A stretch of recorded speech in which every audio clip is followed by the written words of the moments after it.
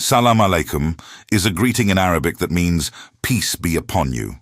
The word salam, meaning peace, has become a religious salutation for Muslims worldwide when greeting each other.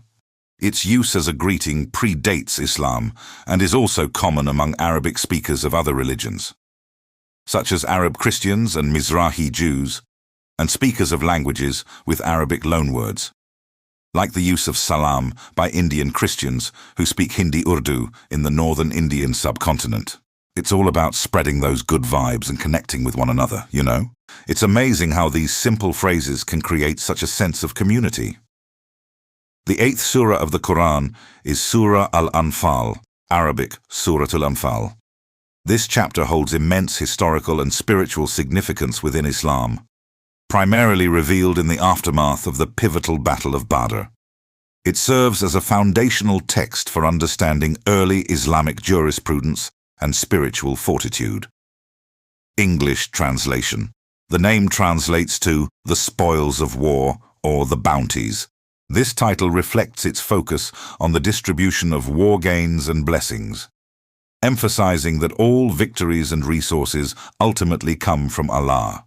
It underscores divine providence in all human endeavors, especially in conflict, teaching believers to attribute success to divine aid rather than their own might. Verse count. It consists of 75 verses, ayat, providing detailed guidance, and reflections on a pivotal moment in early Islamic history. These verses outline principles governing the nascent Muslim community, offering insights into leadership, obedience, and collective responsibility. The structure interweaves historical accounts with legislative rulings and moral exhortations. Classification. It is a Medinan surah, revealed after Prophet Muhammad's migration to Medina. Medinan surahs often address community organization, legal matters, and challenges, focusing on the establishment of an Islamic society and its governance. This highlights its practical and legislative nature, contrasting with Meccan surahs, which primarily focused on foundational beliefs and monotheism. Location in the Quran. It spans across Juz 9 and Juz 10, connecting different sections of the Quranic text and offering continuous guidance. Its placement allows for a broader contextual understanding of its themes, often building upon earlier revelations and preparing for later ones. Core theme, revealed shortly after the landmark Battle of Badr, a turning point, a miraculous victory for the outnumbered Muslims. Surah Al-Anfal addresses crucial themes arising from it, establishing principles of fairness and divine allocation for spoils of war, ensuring justice and preventing disputes among believers. Resources acquired through collective effort managed for the community's benefit, with a significant portion allocated to Allah and His Messenger. This system aimed to prevent greed and foster unity, providing ethical guidelines for combat, treatment of prisoners, and conduct of war, emphasizing mercy and adherence to moral principles even in conflict, injunctions against treachery, importance of fulfilling covenants, and the prohibition of excessive aggression. Lays down a framework for just war, upholding humanity and justice, emphasizing patience, steadfastness, and unity among believers, highlighting that inner strength and piety are crucial for success. Calls for unwavering faith and reliance on Allah's plan. Reminds believers their strength comes from connection to God and adherence to His commands, not merely physical numbers, reinforcing belief that victory ultimately comes from Allah, encouraging reliance on divine support during conflict, reminding believers that their efforts are blessed by God. True strength lies in divine favor and unwavering conviction, illustrated through miraculous aid provided at Badr. Moving on to the 9th surah, Surah At-Tawbah, also known as the Repentance. This surah is unique and carries a distinct tone, reflecting a critical period in the development of the Islamic State. It addresses the culmination of conflicts and clear distinction between believers and polytheists. Verses.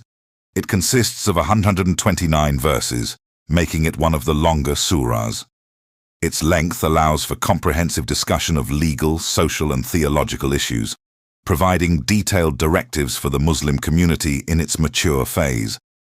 These verses cover military campaigns, social justice, and true believers' characteristics. Classification. Like Surah Al-Anfal, it is also a Medinan surah, revealed during a period when the Muslim community was consolidating power and facing various internal and external challenges. It addresses complexities of governance and community cohesion, dealing with threats from external enemies and internal hypocrites. Focus. This surah delves into critical issues concerning the Muslim community's integrity and faith.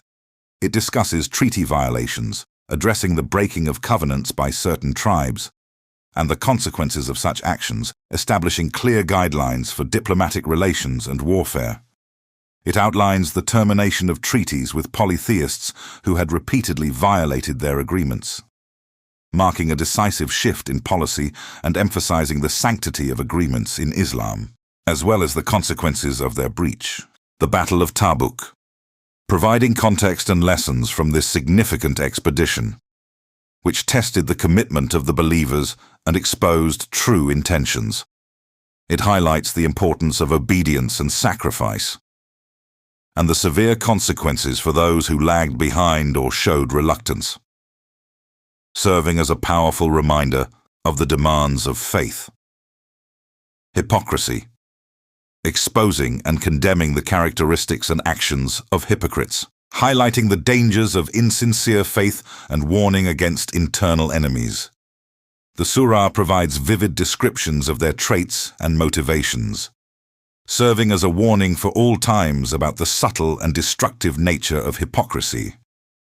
It distinguishes between true believers and those who merely feign faith for worldly gain.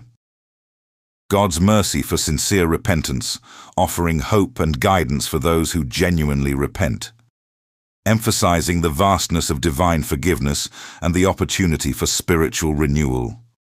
Despite its stern tone, it opens doors for those who sincerely turn back to Allah, promising immense rewards for their sincerity and highlighting that divine mercy is always available for those who seek it with a truthful heart. Unique feature. This is the only surah in the Quran that does not start with Bismillah-ir-Rahman-ir-Rahim.